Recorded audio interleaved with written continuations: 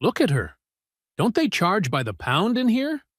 The Iron Vulture's biker gang howled with laughter, their leather vests gleaming under the diner lights as Delilah Mercer sat still, pride flickering behind her pain. To them, she was just another easy target, an overweight black woman in the wrong place, at the wrong time. They had no idea who sat across from her, silent and steady, eyes calm as a gathering storm. Eli Mercer wasn't a man built for humiliation. He was a former Navy SEAL who'd faced death and won. When their laughter turned cruel, the gang didn't just cross a line. They walked straight into a war they couldn't survive. Before we go any further, comment where in the world you are watching from and make sure to subscribe, because tomorrow's story is one you don't want to miss. The autumn sun hung low over the Tennessee hills as Eli Mercer guided their weathered Ford pickup along the empty highway. His calloused hands rested easily on the wheel, but his mind wandered back to the funeral they'd just left in Mississippi. Beside him, Delilah adjusted her dress, the fabric rustling against the worn seat leather. "I still can't believe Marcus is gone," Delilah said, her voice thick with emotion. 20 years of friendship. Just— She shook her head, unable to finish. Eli nodded, his jaw tight. He was a good man, one of the best nurses I ever knew. "My mentor," Delilah sighed, dabbing at her eyes. "Lord, I'm hungry. We haven't eaten since dawn." The pickup's engine hummed steadily as they passed faded billboards and browning cornfields. After 3 hours of driving, the sight of Mason's Diner's neon sign glowing against the darkening sky was like a beacon. "Only place open on a Sunday afternoon," Eli observed, turning into the gravel parking lot. The tires crunched over loose stones as he parked between a rusty pickup and a gleaming Harley-Davidson. The diner's bell chimed as they stepped inside.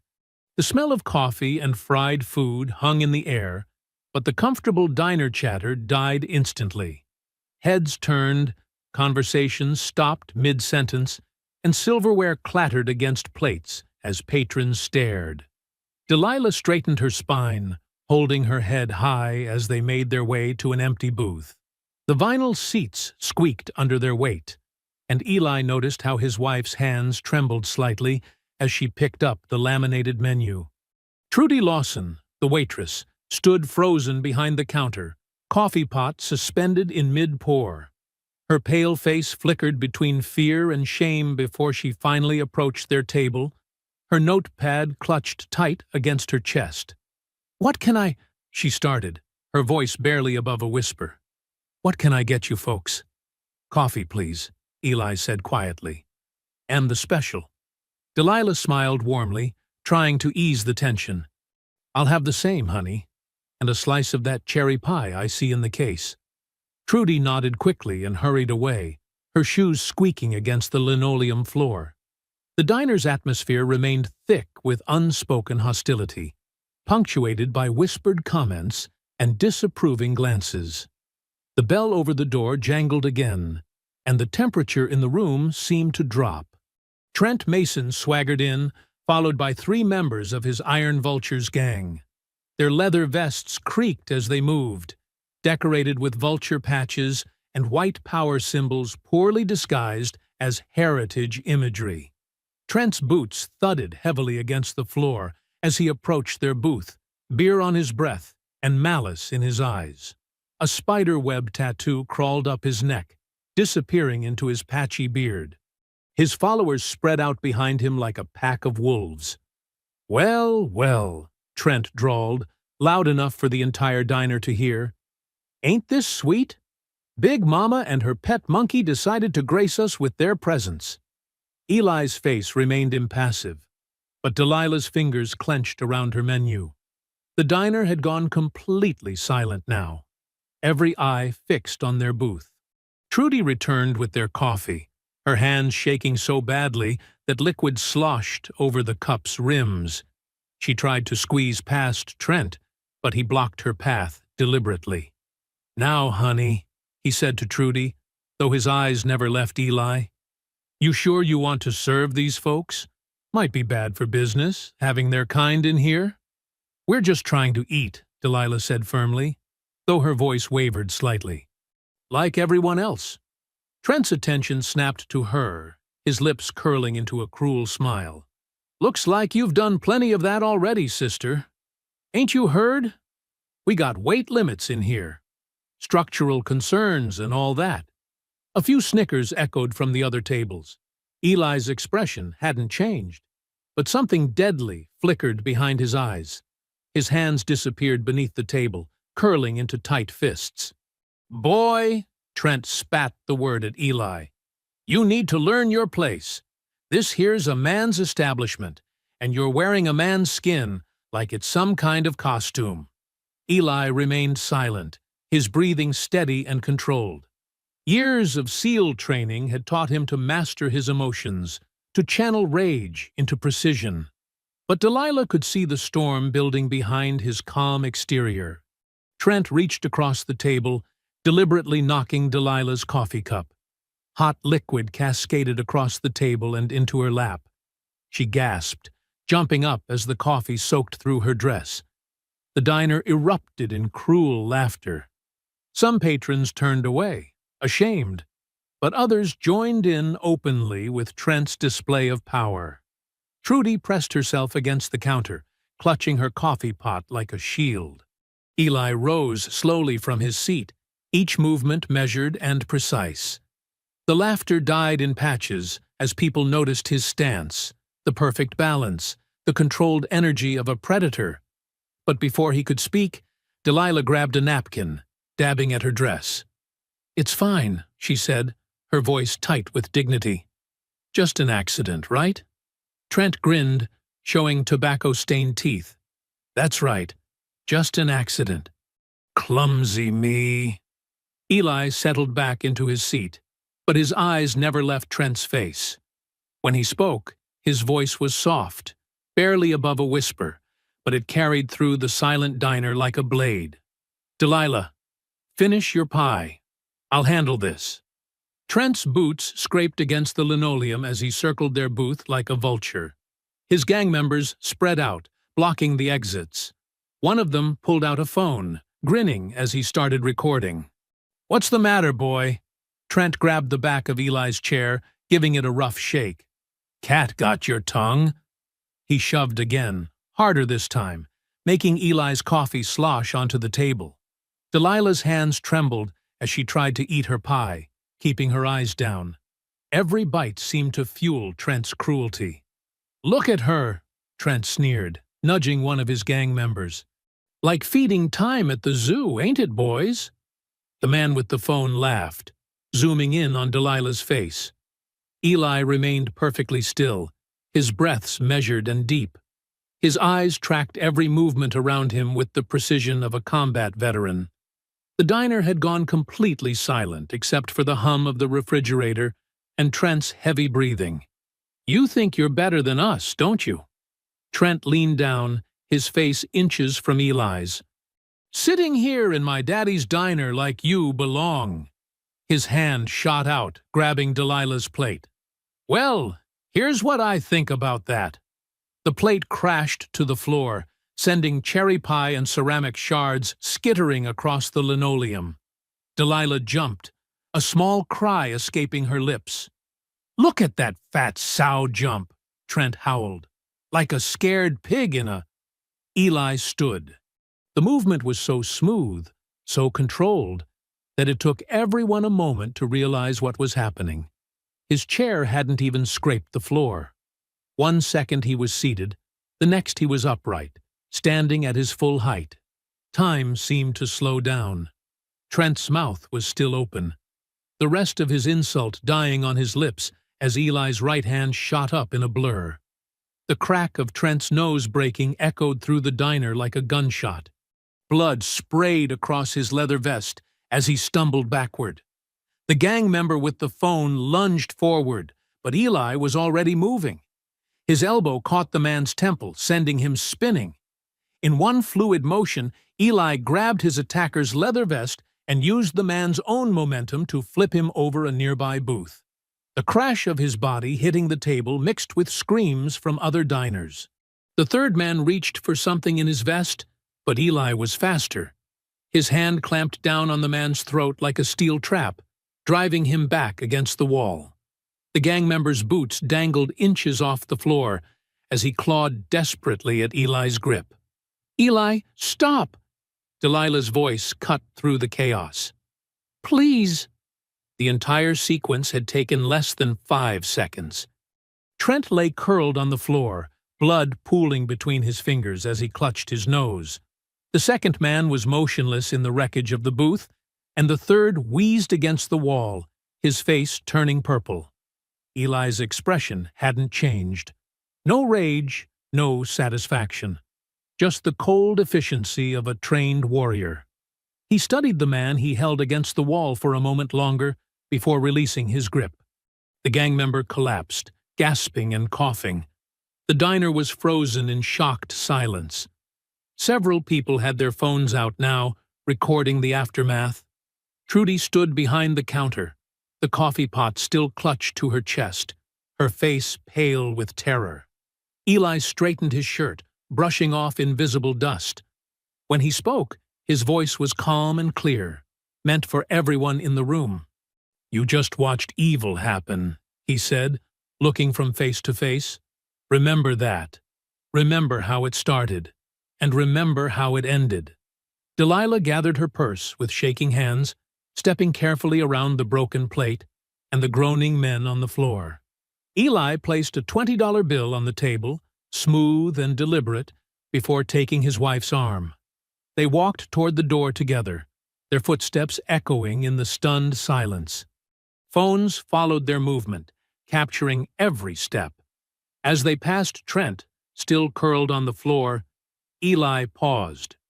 "The next time you want to test a man's patience," he said softly, "make sure you know what kind of man he is." The bell chimed as they stepped out into the parking lot. The afternoon sun had dipped lower, casting long shadows across the gravel. Behind them, they could hear the first whispers starting, the rustle of movement as people rushed to help the fallen gang members. Through the diner's large front window, Eli caught his reflection, a tall, composed figure in simple clothes, nothing about him suggesting the violence he was capable of, but there was something in his eyes now, a weight that hadn't been there before. Beside him, Delilah squeezed his arm, her touch both grateful and afraid. The phones kept recording as they walked to their truck. Some people had come out to the parking lot, keeping their distance but capturing every moment. Inside the diner, Trent's pained groans mixed with the sound of approaching sirens in the distance. Eli helped Delilah into the passenger seat, then walked around to the driver's side. His movements were still perfectly controlled, but now they carried the heavy certainty of a man who knew this moment would have consequences. The truck's engine rumbled to life, drowning out the whispers and the clicking of phone cameras. The late afternoon sun cast long shadows across Eli's backyard as he worked methodically on the fence. His hands moved with practiced precision, replacing rotted boards and tightening loose nails. The physical labor helped quiet his mind after the diner incident, each strike of his hammer driving back memories of the morning's violence. Inside their modest one-story home, Delilah's humming drifted through the screen door. She was making cornbread, her way of finding normalcy in chaos. The familiar tune of an old gospel song mixed with the rhythmic sound of Eli's work. The crunch of tires on gravel cut through the peaceful scene. Eli looked up as 2 police cruisers rolled to a stop in front of their house, their white paint gleaming in the evening light. Sheriff Randall Daniels stepped out of the first car, his badge catching the sun as he adjusted his gun belt. 2 deputies emerged from the second cruiser, hands resting casually on their holsters. "Evening, Mercer," Sheriff Daniels called out, his voice carrying a false friendliness that set Eli's nerves on edge. "Need to have a word with you." Eli set down his hammer carefully, wiping his hands on his work jeans. "Something I can help you with, Sheriff?" The screen door creaked as Delilah stepped onto the back porch, her flour-covered hands gripping the railing. The humming had stopped. Had some trouble down at Mason's today, Daniel said, moving closer. His boots crushed the grass Eli had just mowed that morning. Got 3 men in the hospital. One with a broken nose, another with a concussion, third one can barely speak from throat trauma. He pulled out a pair of handcuffs. That's assault and public endangerment, son. Those men attacked us first, Delilah's voice rang out, strong despite her trembling hands. They were harassing us, throwing our food. Ma'am, Daniels cut her off, not even looking her way. I'm gonna need you to stay quiet while I do my job. The deputies spread out, flanking Eli. Their hands hadn't left their weapons. I acted in self-defense, Eli said calmly, his military training evident in his controlled tone. There were witnesses, phone recordings. Funny thing about those recordings, Daniels smirked. They all seem to show you attacking 3 unarmed citizens without provocation. Turn around, hands behind your back. A truck engine rumbled, and Eli caught sight of Trent Mason parked across the street. His face was a mess of bandages, but his smug grin was visible even from this distance. He raised his phone, clearly recording the moment.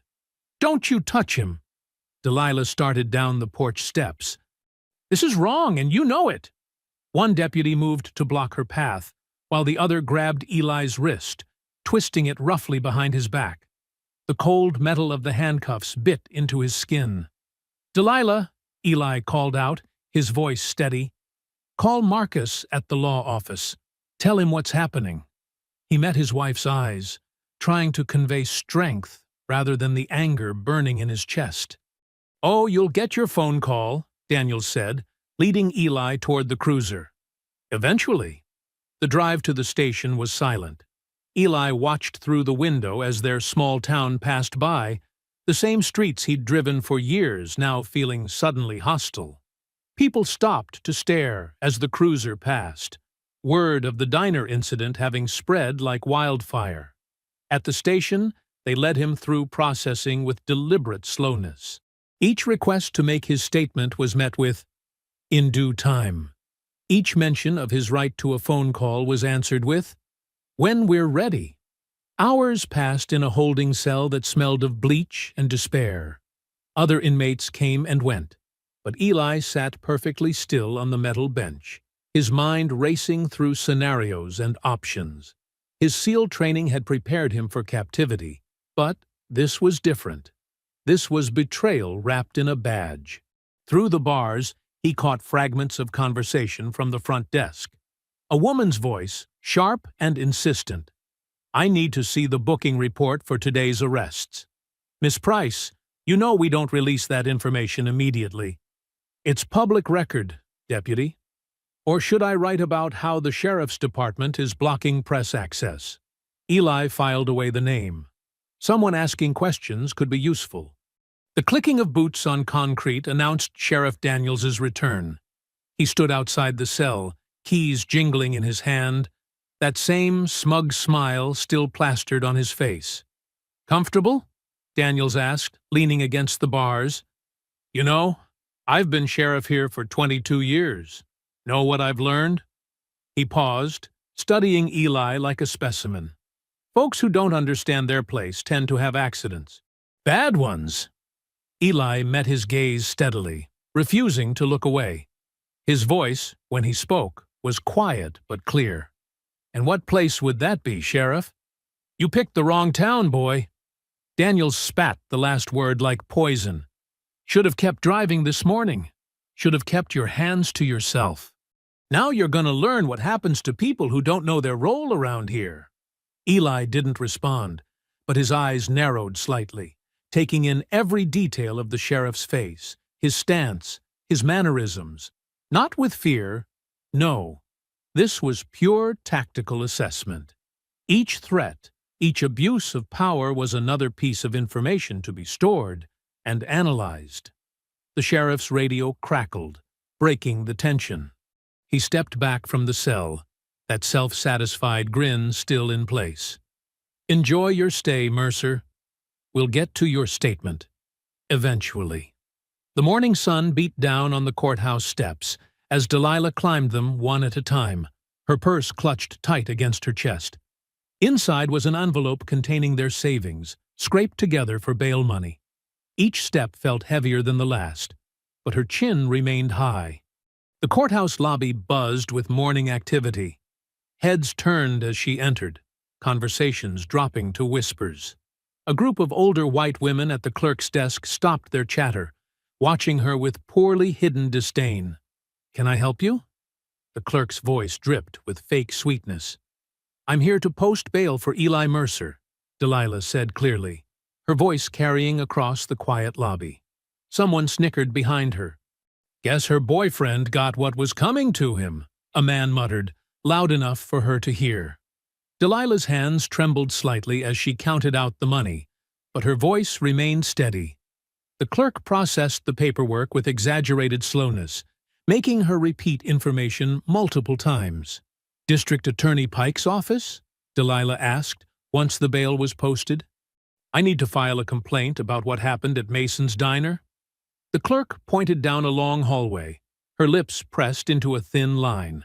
As Delilah walked away, laughter erupted behind her.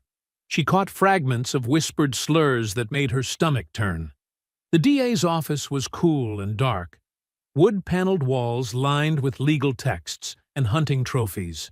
Owen Pike sat behind a massive desk, not bothering to stand when she entered. His suit was expensive, his manner dismissive. Delilah slipped her phone from her purse, thumbing the record button before setting it on her lap, screen down. "Mrs. Mercer," Pike drawled, "what can I do for you today?" "I want to file a formal complaint about the attack at Mason's Diner," she said, pulling out her written statement. "My husband and I were assaulted. We have witnesses." "Attack?" Pike's eyebrows rose. "The only attack I'm aware of is your husband assaulting 3 respected members of this community. They threw our food, called us names, threatened us." "Mrs. Mercer," Pike interrupted, leaning forward, "let me be frank. Your husband caused serious injuries to 3 men. We have multiple witnesses stating he was the aggressor. You people always want trouble, then cry discrimination when you face consequences." Delilah's back stiffened. "You people! You know exactly what I mean." Pike's voice turned cold. "This isn't Mississippi. We don't tolerate troublemakers here, regardless of their background." "So you won't even investigate?" Delilah's voice shook with anger. "Investigation's complete as far as I'm concerned." Pike shuffled papers on his desk. "Your husband's lucky he's only facing assault charges. Now, if there's nothing else?" Delilah stood slowly, her phone secure in her hand. "There will be something else, Mr. Pike. Count on it." Back home, Delilah's hands flew across her laptop keyboard.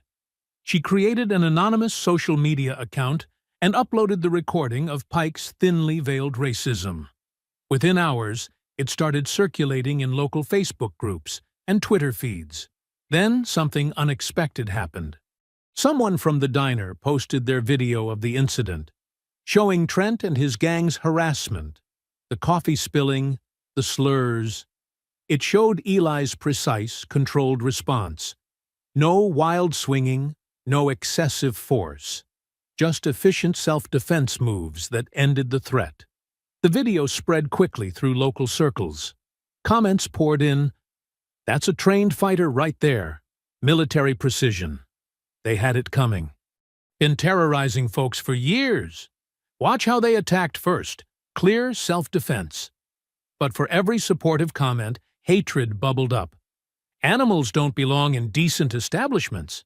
Should have known his place. They're asking for trouble coming here." Delilah watched the comments roll in, saving screenshots of the worst ones. Each hateful word strengthened her resolve. This wasn't just about one incident anymore. It was about years of quiet suffering, of looking the other way, of accepting the unacceptable. The phone rang. It was the jail. Eli was being released. The late afternoon sun cast long shadows across the parking lot as Delilah waited outside the county jail. Her heart pounded As the metal doors creaked open, Eli emerged, still wearing his work clothes from yesterday, looking tired but unbroken. Delilah ran to him, her arms wrapping around his solid frame. He held her close, his embrace saying everything words couldn't. "They tried to shut us up," she whispered against his chest. "But I showed them. The videos are out there now. People are talking." Eli pulled back slightly, looking into her eyes. His voice was soft but firm. "We don't run anymore. We stand." They stood together as the sun sank behind the jail, painting the sky in fierce oranges and reds. The shadows around them grew longer and darker, but neither of them looked away. They had spent too many years looking away, too many years accepting the darkness. "Not anymore." "Let's go home," Delilah said, taking his hand. She felt the strength in his grip, the quiet determination in his touch. Whatever came next, they would face it together. The kitchen was quiet, except for the soft clink of forks against plates. Eli and Delilah sat at their small dining table, eating leftover meatloaf neither of them really wanted. The events of the past 2 days hung heavy in the air between them. Delilah pushed her peas around her plate. "Maybe we should call your sister in Atlanta," she said softly. "Just until things settle down." Eli looked up, meeting her eyes. "This is our home," he said. 20 years we've lived here, built this life together." "I know, but—" The crash came without warning. Glass exploded inward from their front window, scattering across the living room floor like deadly rain. A large rock tumbled to rest against the baseboard, wrapped in paper secured by a rubber band. Eli moved with military precision, pushing Delilah down and away from the windows. "Get to the back room," he commanded, his voice tight with controlled anger. "Eli." "Now, Delilah." She hurried to their bedroom while Eli retrieved his service pistol from the gun safe. The weight felt familiar in his hands as he approached the broken window cautiously, staying low and to the side. Outside, spray painted across their white siding in jagged red letters, "Go back to Africa." An engine roared to life. Through the shattered window, Eli caught sight of a black pickup truck peeling away, the Iron Vulture's insignia clear on its tailgate. His finger tensed on the trigger, but he held back. That's what they wanted, an excuse to paint him as the violent one. Instead, he focused on the license plate, committing the numbers to memory before writing them down. TN 847XKP. The truck disappeared around the corner, leaving only the acrid smell of burnt rubber behind. Delilah emerged from the bedroom, wrapping her arms around herself. "What did they throw?" Eli carefully unwrapped the paper from the rock. Inside was a crude drawing of a lynching, signed with the Vulture's logo. His jaw clenched as he set it aside as evidence. "We should call the police," Delilah said, though her tone suggested she already knew the answer. "Sheriff Daniels?" Eli's laugh was bitter. Might as well call his nephew Trent directly. He began sweeping up the glass, while Delilah took photos of the damage and the graffiti. They worked in practiced silence, falling into the routine of cleanup that too many black families knew too well. The phone rang, making them both jump. Delilah checked the caller ID. "Unknown number." Eli took the phone, answering cautiously. "Mercer residence." "Mr. Mercer?" A woman's voice, professional but hushed. "This is Angela Price from the Herald Tribune. We need to talk." "Not interested in interviews." "This isn't about the diner incident," she said quickly. "Well, not directly. I've been investigating the Iron Vultures for months. There's something bigger going on." Eli's interest peaked despite his skepticism. "I'm listening." "Not over the phone. Can you meet me?" "Why should I trust you?" There was a pause. "Because I've got documents showing Mayor Harlan bankrolls the Vultures through shell companies. Property records, too. Dozens of black families who've sold their land to his development corporation over the past 5 years. All at prices way below market value." Eli's mind raced. The diner was on that stretch of road. Old family properties that had mysteriously changed hands. The Jenkins family, he said slowly. They swore they'd never sell their grandmother's place. Burned down 3 years ago, Angela confirmed. Insurance claim denied. They sold to Harlan's company a week later. Where do you want to meet? Monroe Library parking lot. 1 hour. Come alone. The line went dead. Eli shared the conversation with Delilah, who immediately shook her head. It could be a trap, she said. Could be the truth, too. Eli checked his watch. Those families deserved better than being scared off their land. Delilah took his hand. We all did.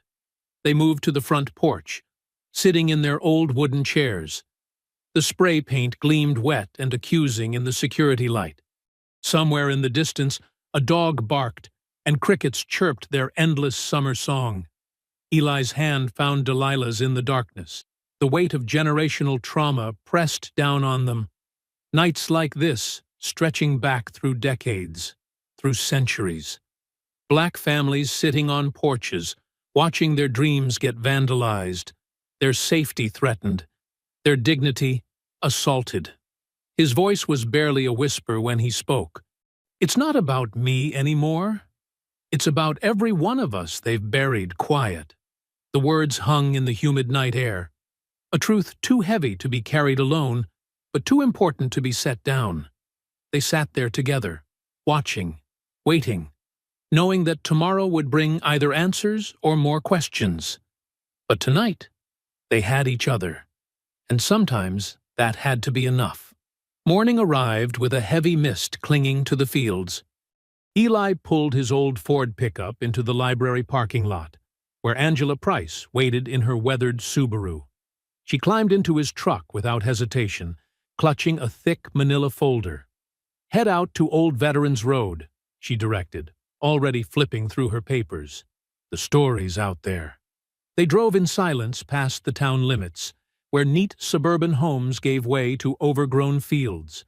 The mist thinned as the sun climbed higher, revealing a landscape of abandoned dreams. Stop here, Angela said, pointing to a burned-out shell of what had once been a proud farmhouse. The chimney stood like a gravestone against the morning sky. Eli pulled over, his hands tight on the wheel. The Williams place, he said quietly. Used to be the best peach orchard in 3 counties. Burned down last spring. Angela held up a fire report. Ruled accidental. Faulty wiring. Just like the 6 other houses on this stretch that went up in flames over the past decade. They got out, gravel crunching under their feet. The charred skeleton of the house loomed before them, its windows like hollow eyes. Yellow police tape, faded and torn, still clung to a fallen post. All black-owned farms? Eli asked, though he already knew the answer. Angela nodded, pulling more documents from her folder. Every single one. And look who signed off on all the investigations. She handed him a stack of reports. Sheriff Randall Daniels's signature sprawled across the bottom of each page. A spider's web of corruption in black ink.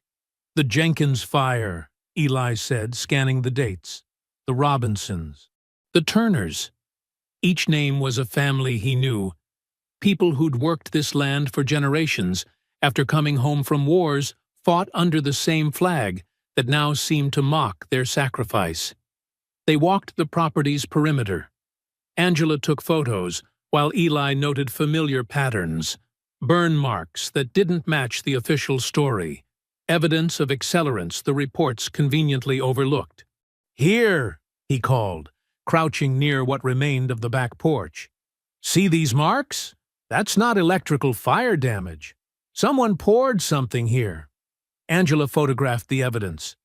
The Williams family said they got threats before the fire. Strange how that didn't make it into the sheriff's report. Eli stood slowly, memories washing over him. My father's friend, Mr. Carter, had land about a mile from here. James Carter, fought in Vietnam, came home, built something beautiful. He pointed east where new construction was rising. Lost it all in '95. First the threats, then a fire, then the bank calling in loans that had always been solid before. Let me guess. Sheriff Daniels handled that investigation too? His daddy did. Same badge, same lies. Eli's voice was heavy with generational weight. I was just a kid, but I remember Mr. Carter's face when he had to sign those papers. Said it felt like being in Saigon again, watching everything burn. They spent the next hour documenting what they could. Angela's camera clicked steadily as Eli recalled details about each property. Who'd owned it, what they'd grown, how they'd lost it.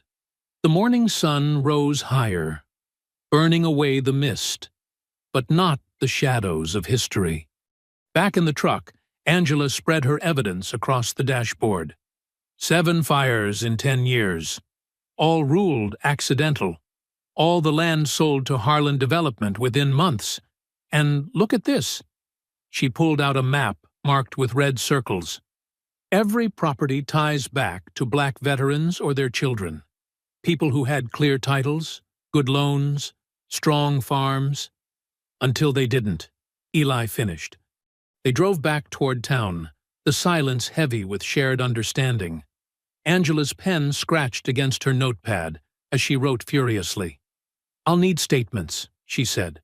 People willing to go on record about the threats, the pressure to sell.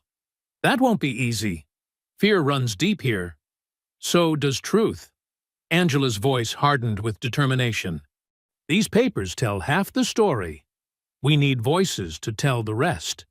When they pulled up to Eli's house, Delilah was waiting on the porch. The spray-painted slur from last night was already covered with fresh paint. Her quiet defiance shone in the careful brush strokes. She approached the truck as they got out, her eyes taking in Angela's armload of documents. Found something? Eli nodded, explaining what they'd discovered.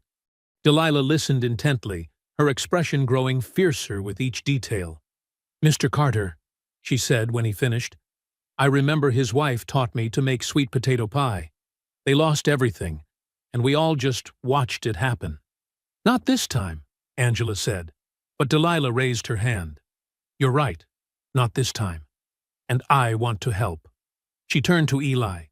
You taught me to fight with words, not fists. Now, let me. Delilah! Eli started, protective instinct rising. I know these families, she pressed on. I was a nurse at County for 15 years before they pushed me out. I took care of their babies, held their hands through loss. They'll talk to me. Her voice grew stronger with each word. They trust me. Angela looked between them, understanding passing across her face. We need every voice we can get. Eli saw the determination in his wife's eyes, the same fire that had drawn him to her all those years ago. He nodded slowly. All right, but we do this smart. We do this right. We do this together, Delilah said firmly, reaching for his hand. The three of them stood in the morning sun, surrounded by papers that told a story of systematic theft and generational trauma. But in their shared resolve, something else was growing. The first spark of justice, long delayed, but refusing to be denied. Dusk painted the sky in deep purples as Eli carefully mounted the third wireless camera beneath his truck's wheel well. The tiny lens, barely larger than a pencil eraser, would catch anyone trying to tamper with his vehicle. Years of military training had taught him to prepare for the worst while hoping for the best. Delilah watched from the porch, sipping chamomile tea. You really think they'll try something with the truck? They're cowards, Eli replied, testing the camera's angle with his phone. Cowards always strike when they think you're not looking. The feed came through clear and sharp on his screen. He worked methodically, installing 2 more cameras near their property line, one disguised in a bird feeder, another hidden in the branches of an old oak tree. Each one connected to an app on his phone, ready to record any unwanted visitors. The crunch of tires on gravel announced Angela's arrival. She parked her Subaru behind their garage, out of sight from the road. Her face was flushed with excitement as she approached. "I did it," she whispered, though no one was around to hear. "Got into the records office today. Told them I was writing a fluff piece about the town's development history." Eli finished securing the last camera. "What did you find?" "More like what didn't I find?" Angela pulled out her notebook. "Every zoning file from the past 15 years, gone. Shredded last month, supposedly for space reasons. But get this, I caught Betty, the old clerk, on her lunch break. She's retiring next week, doesn't give a damn anymore." They moved inside where Delilah had coffee waiting. Angela spread her notes across their kitchen table, speaking in hushed tones despite being alone. "Betty says Mayor Harlan's been pushing to digitize everything, but certain files never make it to the computer. They just disappear." Angela tapped her pen against a hastily drawn timeline. "The physical copies get marked for shredding, and the digital versions never exist." "Convenient," Eli muttered, studying her notes. "But here's the good part." Angela reached into her bag, pulling out her phone. "While everyone was at lunch, I found this in the bottom drawer of Martha Harlan's desk, the mayor's sister, who conveniently handles all the town's bookkeeping." She pulled up photos of a leather-bound ledger. Page after page showed neat columns of numbers, dates, and cryptic initials. "Look at these entries." Angela zoomed in. "IV Security Services, regular payments, every month, 20 grand a pop." "IV," Delilah said. "Iron vultures." "Exactly. And the dates match perfectly with when each of those farms burned." Angela flipped through more photos. "They're not even trying to hide it. They just figured nobody would ever look." Eli studied the images carefully. "We need the actual ledger." "Way ahead of you." Angela grinned. "I'm going back tomorrow to follow up on my story. Martha always takes a 2-hour lunch at the country club. Plenty of time to borrow it and make copies." "It's too risky," Eli said. "They'll be watching you now." "They're watching you," Angela corrected. "I'm just the local reporter who writes about quilting bees and bake sales. Nobody takes me seriously." Her voice hardened. "That's their mistake." They planned late into the night. Angela would need exactly 20 minutes to copy the ledger.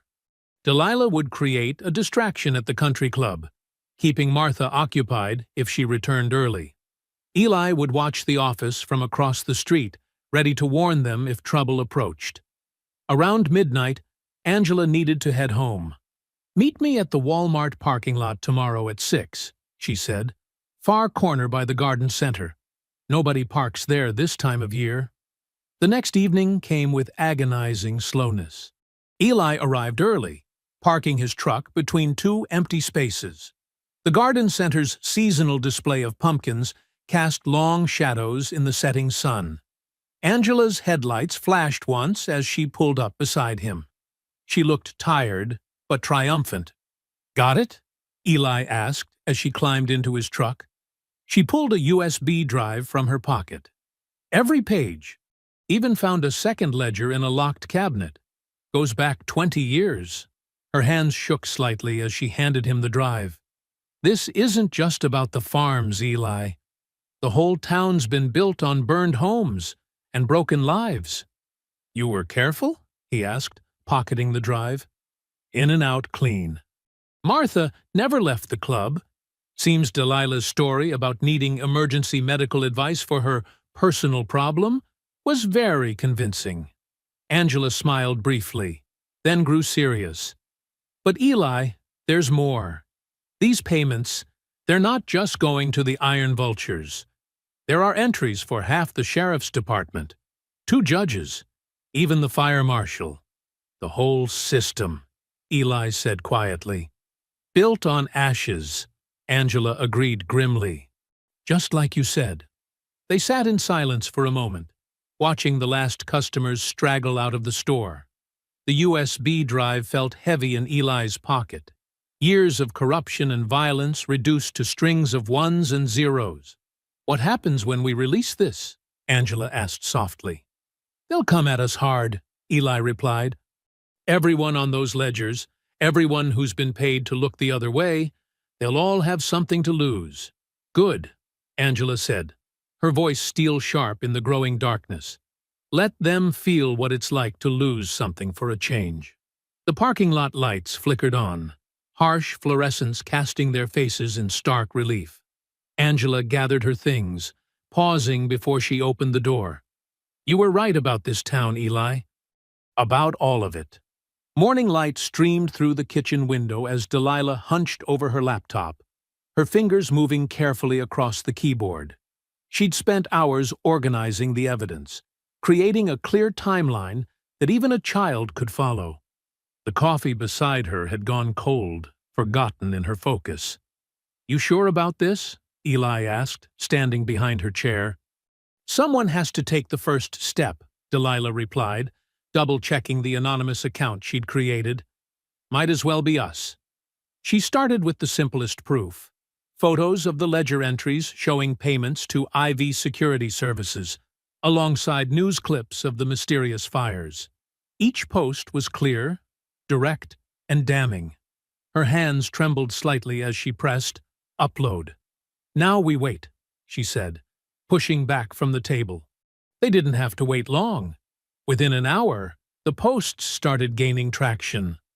Local community groups shared them. Then larger accounts picked up the story. By noon, Harlan County corruption was trending in Tennessee. Angela called around 1 o'clock, her voice excited. "It's working! The station's been flooded with calls. Even the Nashville papers are asking questions." Delilah refreshed her screen constantly, watching the reaction spread. Some tried to dismiss it as fake news, but the evidence was too clear, too detailed to ignore. People began sharing their own stories. More farms lost, more families driven out, more suspicious fires ruled accidental.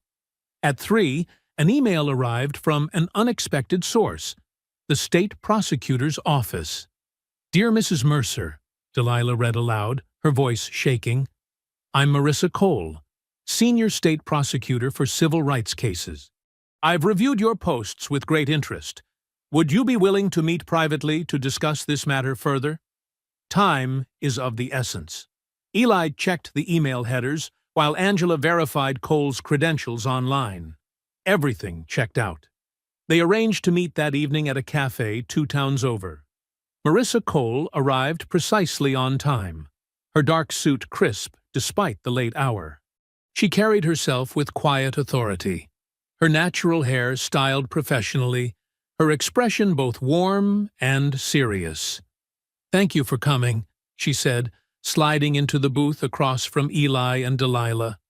Angela sat at a nearby table, pretending to work on her laptop. "I've been following similar cases across the state. But yours—" She paused, choosing her words carefully. "Yours has the evidence we've been waiting for." "How do we know we can trust you?" Eli asked directly. Marissa smiled slightly. "Because I grew up in a town just like this one. Watched my grandfather's farm disappear the same way." She opened her briefcase, removing a thick file. "I've spent 8 years building cases against corrupt local governments. But they're careful. They know how to hide their tracks." She spread photos across the table. Other burned properties, other ledgers, other victims. "Your evidence connects the dots, shows the pattern. With what you've found, we can finally prove intent." "So you'll help?" Delilah asked. "Better than that." Marissa leaned forward. "I'm officially opening a state investigation. As of this afternoon, every document in that town hall is legally protected. They can't shred anything else without facing federal charges." Hope bloomed in Delilah's chest. Fragile, but real. For the first time since the diner, she felt like they weren't fighting alone. Later that evening, they invited Angela over for dinner. The kitchen filled with the smell of Delilah's famous pot roast as they shared their first relaxed meal in weeks. Angela brought wine, And even Eli allowed himself a small glass. To justice, Marissa had said before leaving. It's slow, but it's coming. Those words hung in the air as they ate, adding flavor to every bite. Delilah told stories about her nursing days, making them laugh with tales of stubborn patience. Angela shared embarrassing stories from her early reporting years. Even Eli cracked a few smiles, the tension in his shoulders easing slightly. "We should do this more often," Delilah said, serving second helpings. "When all this is over." "When we win," Angela corrected, raising her glass. The conversation flowed easily, punctuated by genuine laughter. The kind that comes from relief, from friendship forged in struggle, from the simple pleasure of good food and better company. "Anyone want coffee?" Delilah asked as she cleared the plates. "I'll help," Angela offered, following her to the kitchen. They chatted while measuring coffee grounds, their voices mixing with the gentle clink of cups. Eli stayed at the table, savoring the moment of peace. Through the window, he caught the glint of distant headlights on the road. A car parked just at the edge of their property, almost hidden by trees. He didn't mention it to the others, didn't let it break the warmth of the evening. But he noted the position, the make of the vehicle, the way it remained perfectly still in the growing darkness. The coffee maker gurgled to life, filling the kitchen with its rich aroma. Delilah's laugh rang out at something Angela said. For now, at least, they had this moment, this small victory of joy in the midst of their fight. The watching headlights could wait until tomorrow. "Who wants pie?" Delilah called from the kitchen.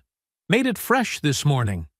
The surveillance outside continued its silent vigil, but inside, surrounded by the warmth of friendship and the sweet smell of Delilah's peach pie, they allowed themselves to believe in the possibility of justice.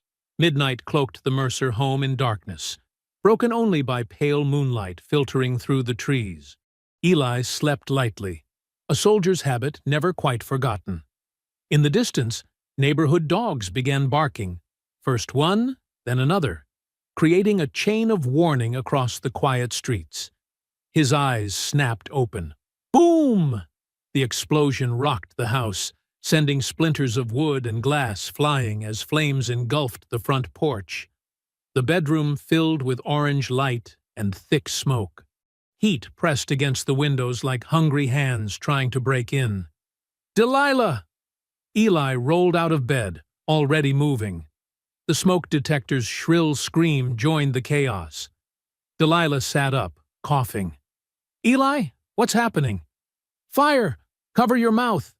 He grabbed a shirt from the floor, pressing it into her hands. The hall outside their room glowed menacingly, flames already eating through the wooden floor. Another explosion rocked the house, this time from the back door. They were being boxed in. Eli's military training kicked in, assessing exits, calculating odds. The window. It had to be the window. "Hold on to me!" He wrapped one arm around Delilah's waist. With his other hand, he grabbed the heavy bedside lamp and smashed it through the glass. Cool night air rushed in, offering brief relief from the suffocating heat. Delilah screamed as burning debris rained down from above. A piece of flaming wood struck her shoulder, searing through her nightgown. The smell of burned flesh mixed with the smoke. "I've got you, baby," Eli assured her, brushing away the burning fragment. "We're getting out." He helped her through the broken window, trying to shield her from the sharp edges. They dropped onto the grass below, just as the bedroom ceiling collapsed behind them. Delilah stumbled, clutching her burned shoulder. Her face was streaked with soot, tears cutting clean trails through the grime. "Our home," she whispered. "Everything we built." The heat was unbearable now. Eli pulled her away from the inferno, watching helplessly as 30 years of memories turned to ash. Their wedding photos, his service medals, the quilt Delilah's grandmother had made, all of it feeding the hungry flames. Tires screeched on pavement. Angela's car skidded to a stop in front of the house, her headlights cutting through the smoke. She jumped out, running toward them. "I saw the flames from my place." She helped support Delilah's other side. "My God, are you okay?" Before they could answer, sirens wailed in the distance. Red and blue lights painted the smoke-filled sky. But instead of fire trucks, 3 police cruisers appeared first, blocking the street. Sheriff Daniels stepped out, his face illuminated by the burning house. He didn't look surprised. He looked satisfied. "Well, well," he drawled, walking toward them. "Looks like someone got careless with matches."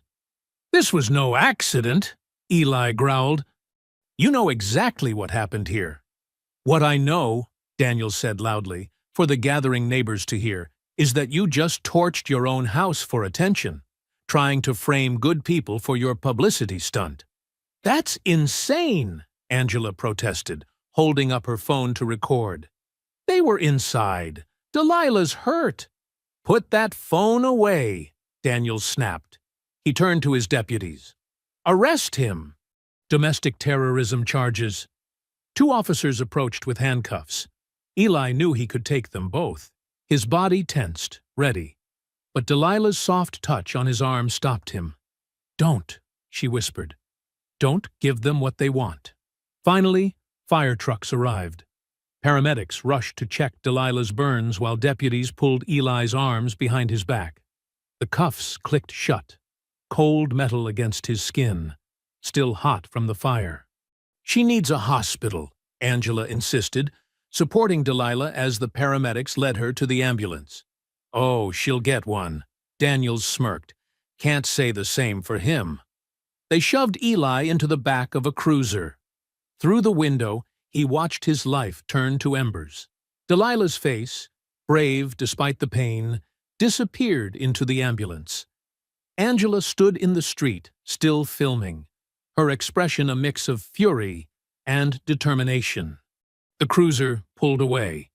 In the rearview mirror, Daniels's eyes met Eli's, cold with cruel triumph. "Guess you'll sleep warm tonight." Eli didn't respond. He watched his burning home shrink in the distance, the flames reaching toward the stars like desperate fingers. The heat had melted the vinyl siding, revealing the bones of the house beneath, just like the fire had exposed the rot at the heart of this town. He thought about Delilah's shoulder, the pain in her eyes. He remembered the careful way she decorated each room, making their house a home despite the hostile neighborhood. The garden she'd planted in the spring, full of tomatoes and peppers that would never be harvested now. The cruiser turned a corner, and the glow of the fire disappeared. Darkness pressed against the windows, broken only by occasional streetlights.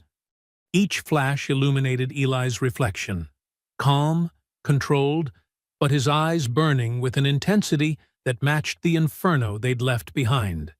In his mind, he could still hear the explosion, feel the heat of the flames. He knew the truth. This wasn't just about him anymore. It wasn't even about the house. This was their enemies showing their hand, revealing how far they'd go to maintain their power. The radio crackled with fire department updates. The flames had spread to the garage. The roof had collapsed. "Total loss," they reported clinically, as if they weren't describing the destruction of a family's entire world. Morning sunlight crept through the narrow window of Eli's cell, painting a thin stripe across the concrete floor. He hadn't slept, his mind replaying the explosions, the heat, Delilah's pain-filled eyes. The cell block's fluorescent lights buzzed overhead, a constant irritant that matched his growing anger. The morning news droned from a TV in the guards' area. "Local man suspected of arson."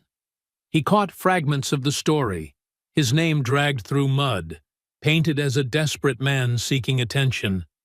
No mention of the history of fires targeting black families. No questions about why he'd burn his own home with his wife inside. A guard dropped a newspaper through the bars. The headline screamed, "Veteran torches home in racial hoax." Below it, a photo of his burning house, and Sheriff Daniels quoted extensively about troublemakers and outside agitators. Eli's hands trembled as he read.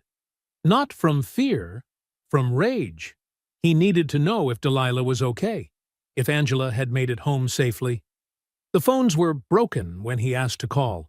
No visitors allowed. Complete isolation. He pulled out the small piece of paper he'd managed to hide, a gum wrapper with a phone number scratched on it. He'd memorized it years ago, never thinking he'd need it. The number belonged to Marcus Wynne, his old SEAL teammate. They hadn't spoken in years, but some bonds never broke. Deputy Carl Jenkins passed by on his rounds, younger than most here, with eyes that carried doubt instead of hatred. Eli had noticed him watching, thinking, questioning. "Deputy," Eli called softly. "My wife. Is she—" Jenkins glanced around before answering. "ICU. Burns and smoke inhalation. Stable." He hesitated. "Reporter lady who was helping you. Nobody's seen her since last night." Eli's stomach tightened. Angela missing. Delilah hurt. His world burning down while he sat in a cage. "Could I make one call?" Eli asked. "Just one." Jenkins looked torn. "Phones are down." "Your cell phone, then, please. I served this country for 20 years. The deputy's face shifted. He reached for his pocket, then stopped. "They got cameras everywhere now, but—" He slid a paper and pencil through the bars. "Write what you need. I'll handle it."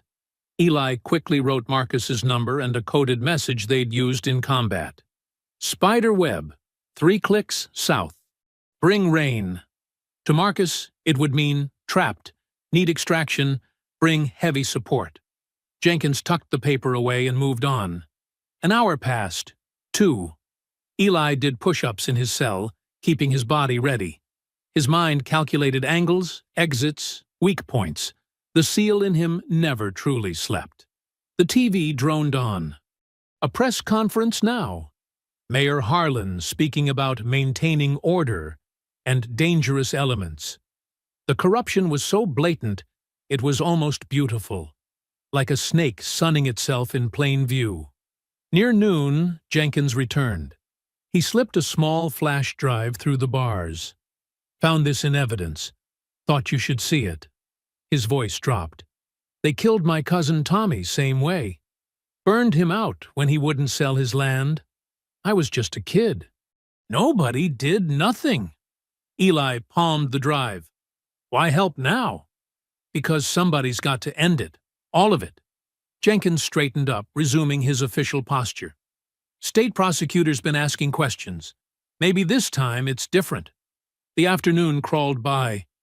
Eli couldn't access the drive's contents, but its weight in his pocket felt like hope.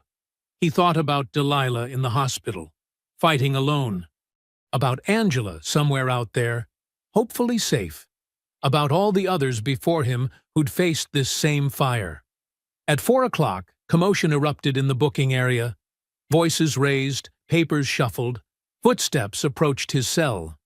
"Mercer," a guard called. "Bail's been posted. Anonymous source." Eli stood slowly. He knew who it was. Marissa Cole, the state prosecutor, moving pieces carefully. As they processed his release, he caught Jenkins's eye. The deputy moved close, pretending to check his paperwork.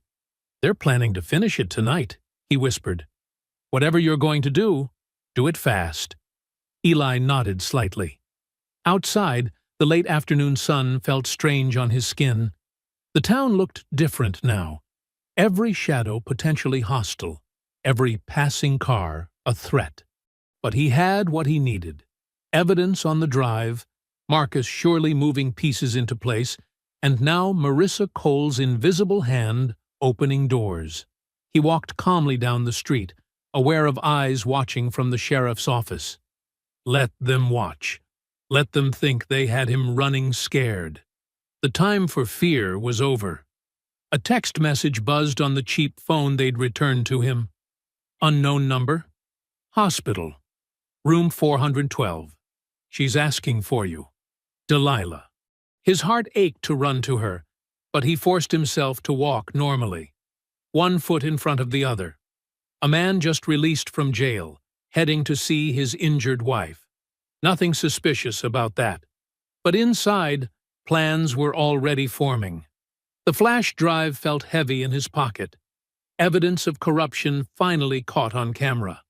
Marcus would have received his message by now, calling in favors, gathering resources.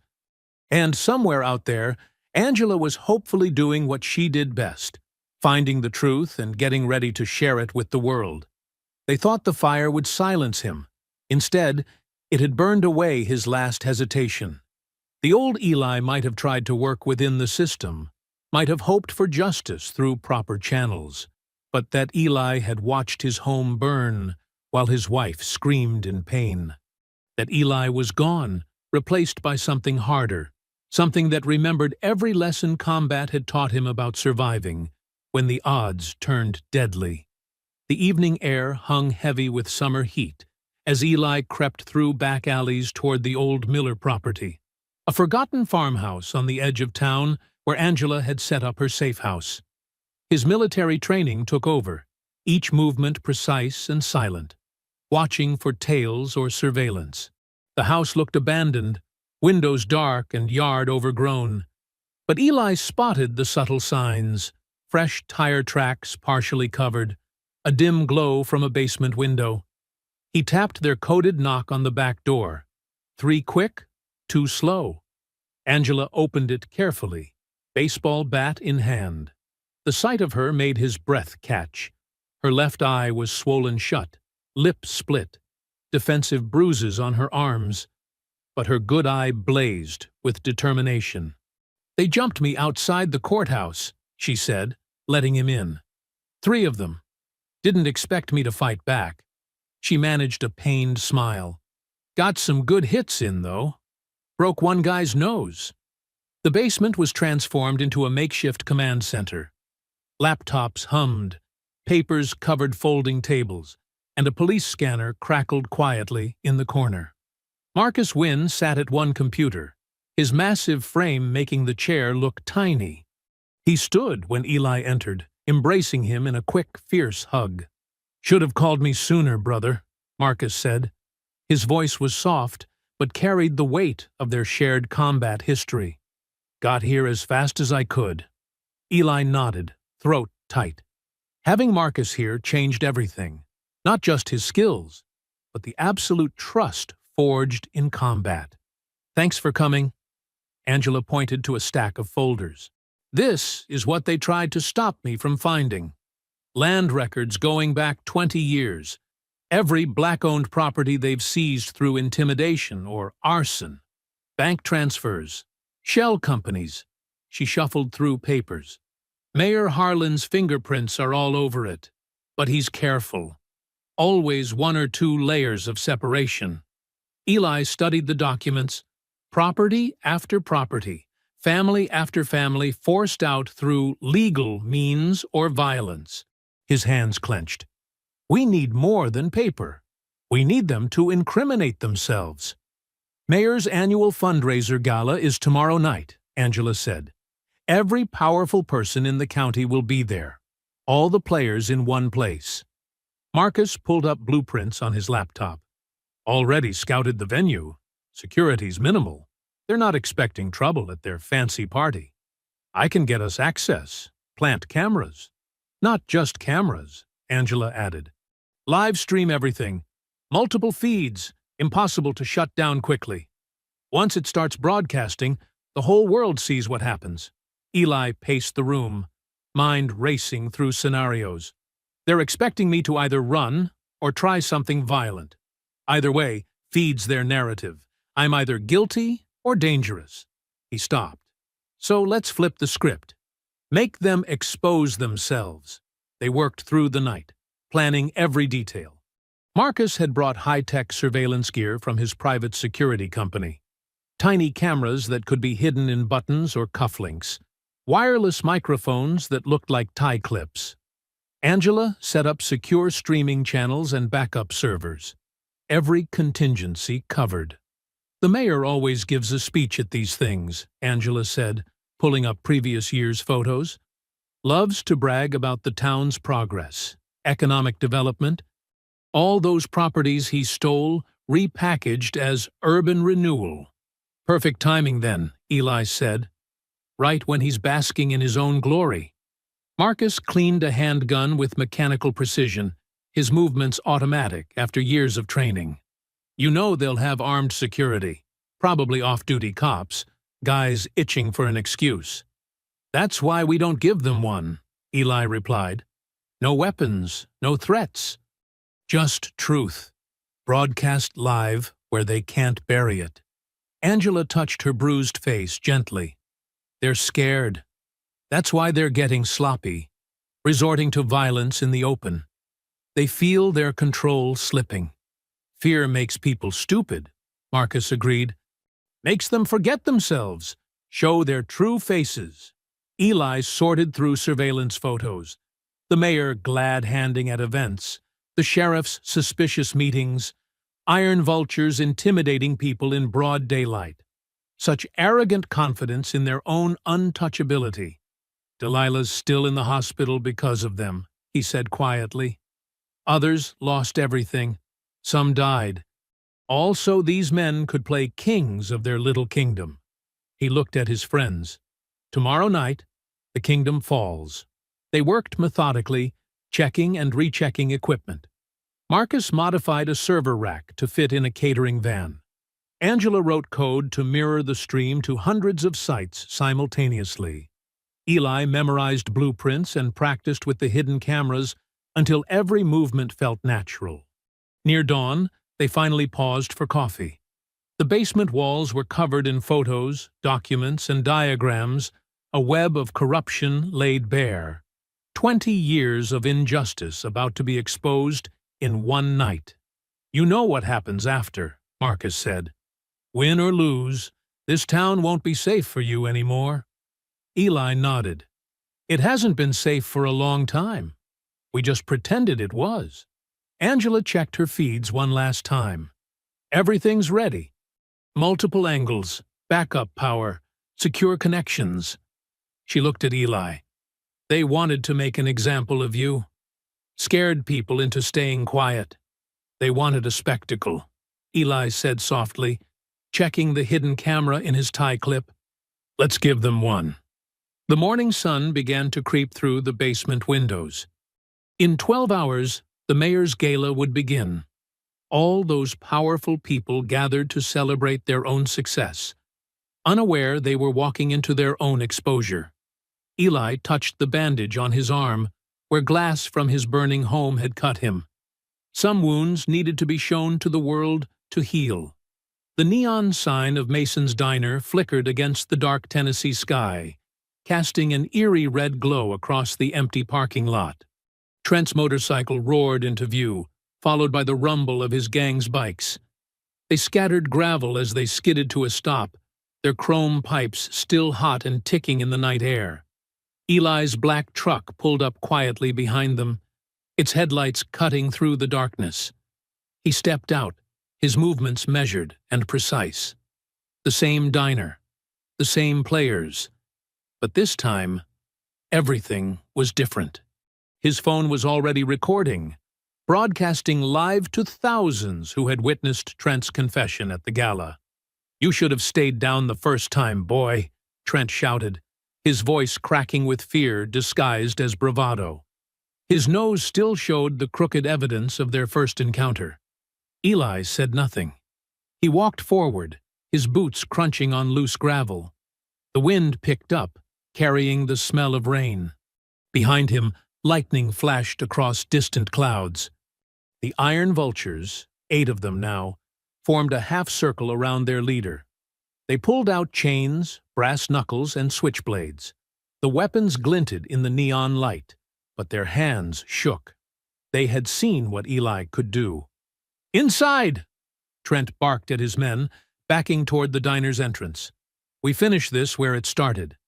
The bell above the door chimed as they burst in. The late-night waitress screamed and ran out the back. Chairs scraped across linoleum as the few customers fled. Eli followed them in, calm as still water, deadly as undertow. "You're streaming this?" Trent laughed nervously, noticing Eli's phone propped on the counter. "Let them watch. Show them what happens to people who don't know their place." Eli finally spoke, his voice low and steady. "You're right. Let them see exactly that." The first attacker came at him with a chain. Eli stepped inside the swing, caught the metal links around his forearm, and yanked. The man flew forward into Eli's knee, crumpling with a wet crunch. One down. Two more rushed him from opposite sides. Eli moved like liquid shadow between them, letting them tangle with each other. A quick elbow to one's temple, a sweep of the legs for the other. Their heads cracked together on the way down. 3 down. A blade flashed in the fluorescent light. Eli caught the stabbing wrist, twisted until bones popped, and slammed the attacker face first into a table. The wood splintered, coffee cups exploding across the floor. 4 down. "He's not human!" someone shouted. But Eli was very human. Each move was calculated, each strike the product of years of training. He wasn't fighting with rage. He was executing a mission.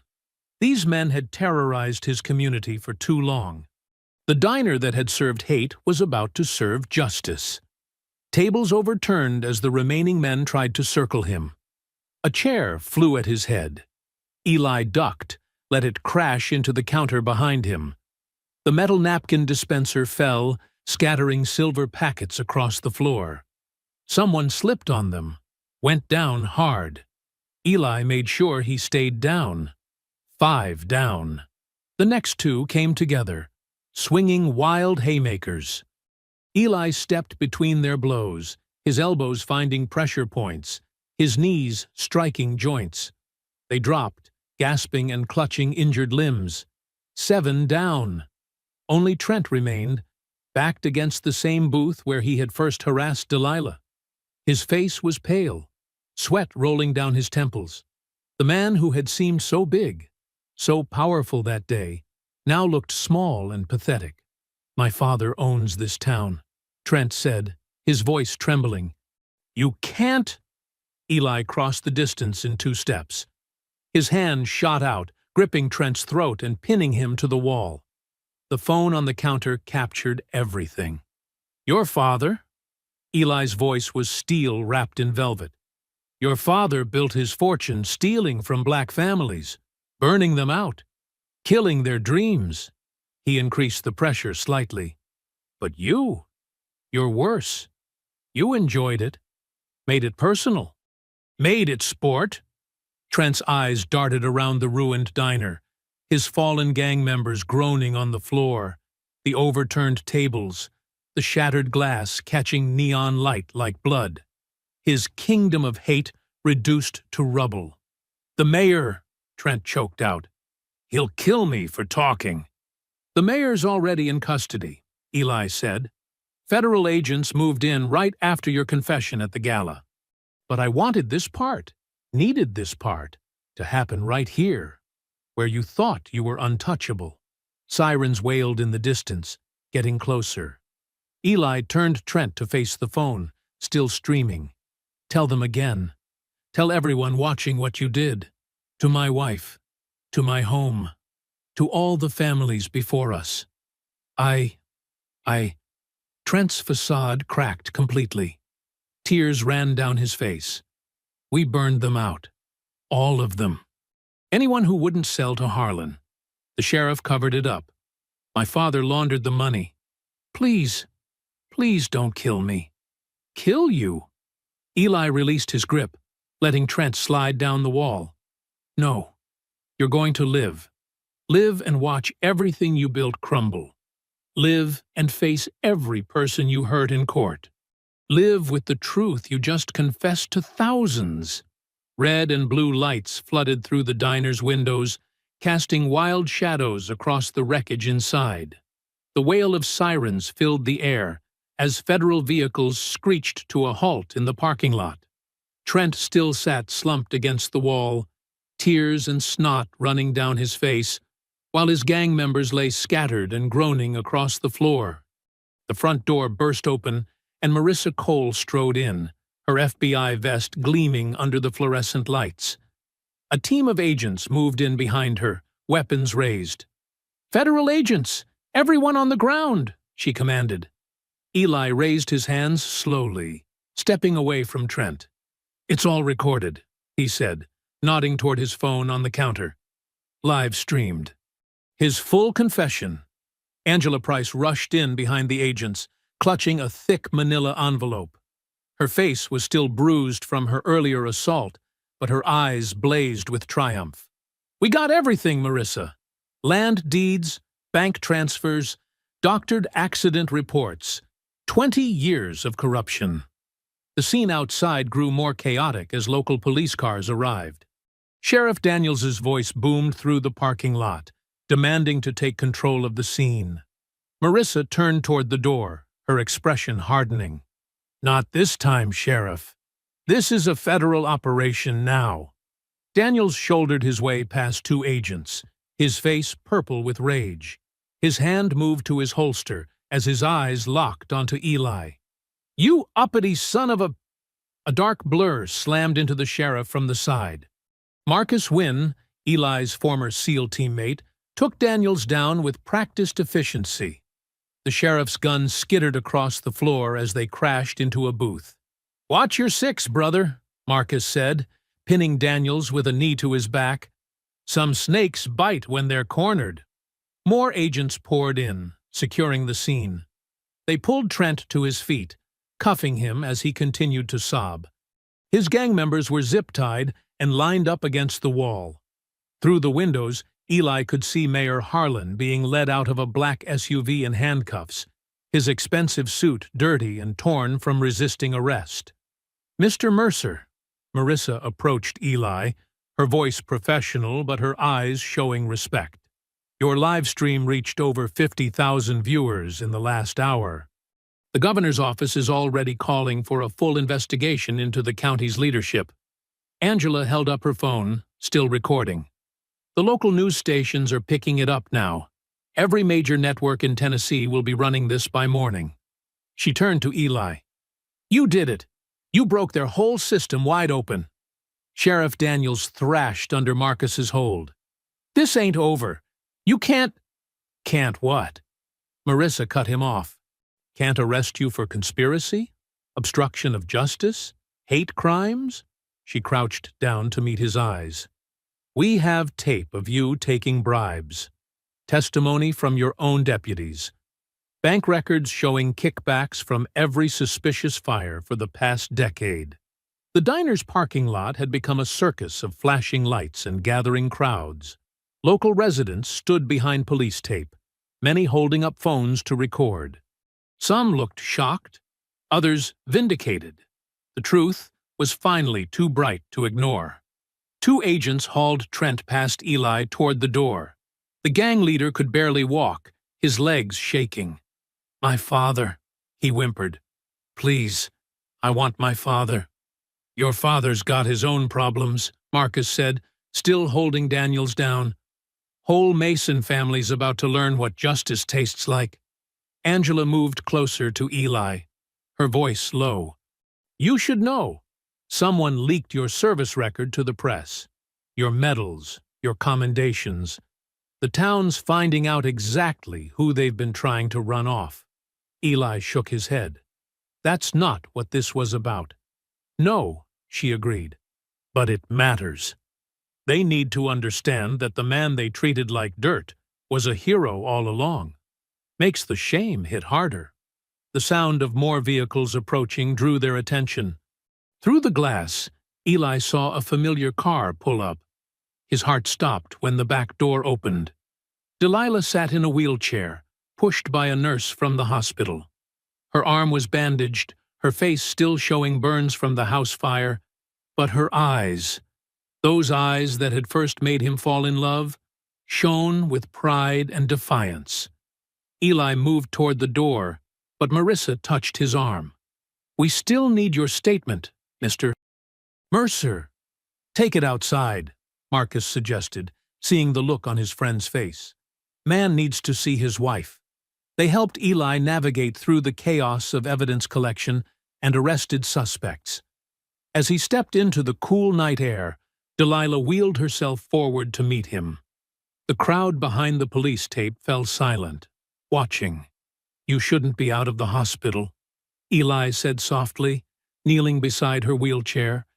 Delilah reached up with her good hand to touch his face. "Wasn't going to miss this. Not for anything." Her eyes swept over the scene. The arrested mayor, the cuffed sheriff, the fallen iron vultures being loaded into transport vans. "Told you the truth would burn brighter than hate." Tears welled in Eli's eyes as he pressed his forehead to hers.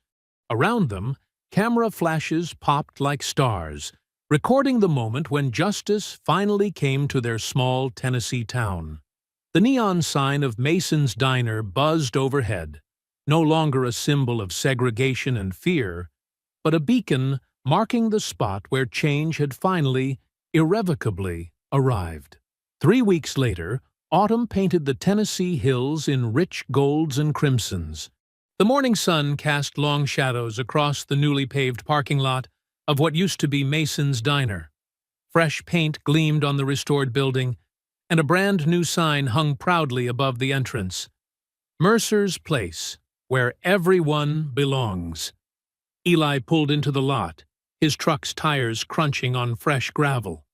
Delilah sat beside him, her burns healing well but still visible on her arms. She wore them like medals now, refusing to hide the scars that told their story of survival. "Look at that line," she said, pointing to the crowd of people waiting outside the diner's doors. Black, white, young, old, all mingling together, sharing coffee from thermal cups as they waited for the grand opening. James and Marie Carter, the new owners, stood at the entrance, greeting everyone. They were local heroes in their own right. Their family had lost 3 homes to mysterious fires over the years, but they'd never stopped fighting. When the truth about Mayor Harlan's land-grabbing scheme came out, they were among the first to receive compensation. Eli parked at the far end of the lot, trying to avoid attention. It didn't work. People noticed them immediately, and a ripple of whispers spread through the crowd. Some raised their phones to take pictures. "Still can't get used to that," Eli muttered. Delilah squeezed his hand. "They need their heroes, baby. Let them have this moment." As they walked toward the entrance, Eli noticed Angela's feature article posted in the diner's window. The National Tribune had run it last week. "The Veteran Who Fought Back. How One Man's Stand Against Corruption Changed a Town." The story had gone viral, sparking investigations into similar patterns of discrimination across the South. James Carter spotted them and rushed over, his face beaming. "There they are, our guests of honor." He embraced Delilah carefully, mindful of her healing injuries. "Marie's got your usual booth ready. Can't open without our first official customers." Inside, the diner had been transformed. Gone were the dingy walls and worn fixtures. Warm lighting illuminated local artwork, and the booths were upholstered in rich burgundy. But it wasn't just the decor that had changed. The atmosphere felt different, lighter somehow, as if decades of hatred had been scrubbed away with the old paint. Marie Carter hurried over with 2 steaming mugs of coffee. "On the house, forever," she insisted. "After what you 2 started." "We just stood up," Eli said quietly. "You all did the rest." It was true. Once the truth about Mayor Harlan came out, the town had transformed itself. His development company had collapsed, revealing decades of fraudulent deals. Properties were being returned to their rightful owners. The Iron Vultures had disbanded, their clubhouse now a community center. The local paper ran daily updates on the federal investigation. Sheriff Daniels and half the police force faced charges. Trent Mason had turned state's evidence, trading testimony for a lighter sentence. His father had fled to Florida, leaving behind a trail of debts and broken promises. Angela Price walked in, notepad in hand, and slid into their booth. "Still won't give me that interview, will you?" she asked, grinning. "Got nothing to say that you haven't already written," Eli replied, but his eyes were warm with friendship. "Fine, but you should know. That contractor you recommended? He's helping rebuild 3 more homes this week. People are calling it the Mercer Project now." Eli shook his head. He'd been quiet about his work helping restore homes lost to Harlan's arson campaign, but word had spread anyway. Local businesses were donating materials, and volunteers showed up every morning to help. The breakfast rush began flowing in. Every table filled with a mix of faces that would have been unthinkable just months ago. Children's laughter rang out, mixing with the clatter of plates and the hum of dozens of conversations. "Remember that morning?" Delilah asked softly, looking at the spot where it had all started. "When they spilled my coffee?" "Feels like another lifetime," Eli said. "Another world," she corrected him. "Look around, baby. Look what grew from those ashes."